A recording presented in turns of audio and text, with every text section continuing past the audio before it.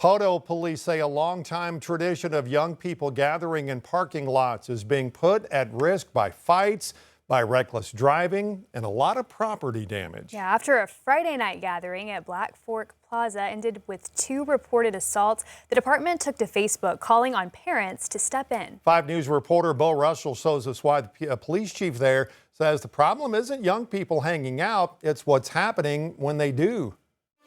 For decades, there's been a tradition in Poteau that teens come to parking lots like this one to hang out, listen to music, spend time with each other. Even the Poteau chief of police says he did the same thing in high school. But now police is saying that after reports of assault, loitering, and property damage, that tradition is about to change. Back in my day, I'm a 98 graduate, we'd all tailgates down, music playing, and the police would police us. For Poteau Police Chief Jody Thompson, hanging out in a Poteau parking lot is nothing new. Pirate Plaza has been a popular meeting place for young people for years. We always placed our garbage up, and if law enforcement asked us to leave, we left. But Thompson says over the last 2 or 3 months, something has changed. It comes around here, and like I said, they're going towards the building, and then they're going, 250 feet, and they're out of control right here, so. After problems at Pirate Plaza, the property owner posted no trespassing signs. Thompson said the crowd then started gathering here at Black Fork Plaza, and on Friday night, police say things escalated.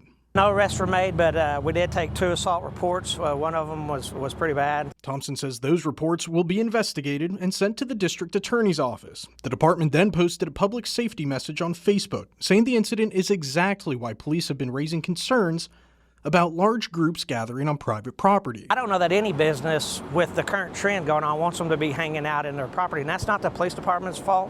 That's not the city of Poteau's fault. That's the consequences of these young people's actions. He's asking parents to talk with their kids and young people to remember that the parking lots they're using belong to someone else. He says just be respectful of private property.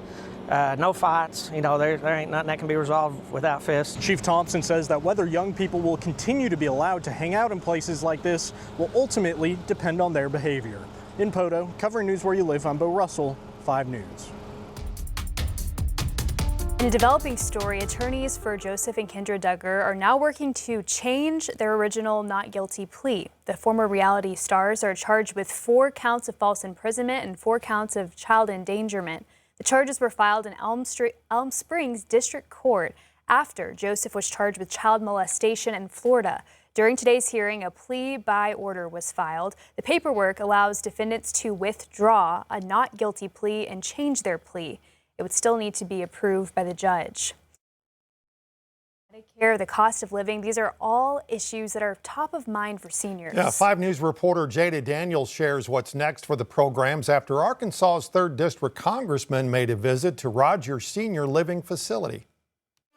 Questions like how long will the programs be here and what the future will look like for those who rely on these benefits were all concerned seniors at Pinnacle Grove asked Congressman Steve Womack face to face.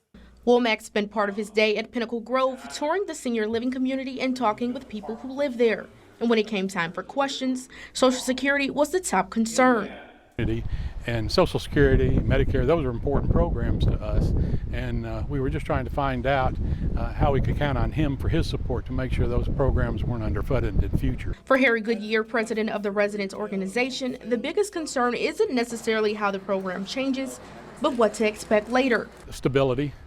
That's the most important thing, to know what you can count on. When you're a senior citizen and you're living on a fixed income, you need to know what you can count on as time goes on. You don't want the rules changed in the middle of it.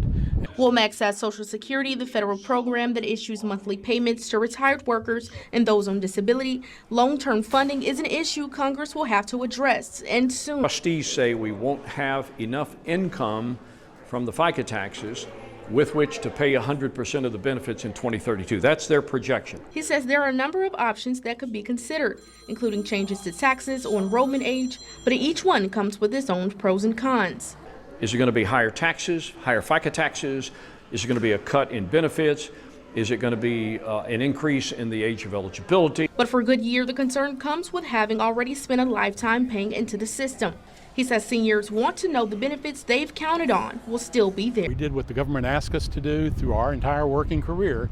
Now we want them just to stabilize it and be sure that we know what we're going to receive. According to the Social Security website, there are nearly 600,000 Arkansans over 65 who rely on these benefits. And at the beginning of the year, the full Social Security retirement age was pushed from 65 to 67. Jada Daniels, 5 News. Authorities and volunteers continue searching for 83-year-old Charles Franklin in Sequoyah County. An hour ago, Sheriff Larry Lane told 5 News they found clothing belonging to Franklin, but they have still not found him. He was last seen on a doorbell camera leaving his house in the Nycut area about 9 o'clock yesterday morning. These are pictures the sheriff's office shared with us after searching overnight. Franklin has dementia, a history of a stroke, and is nonverbal.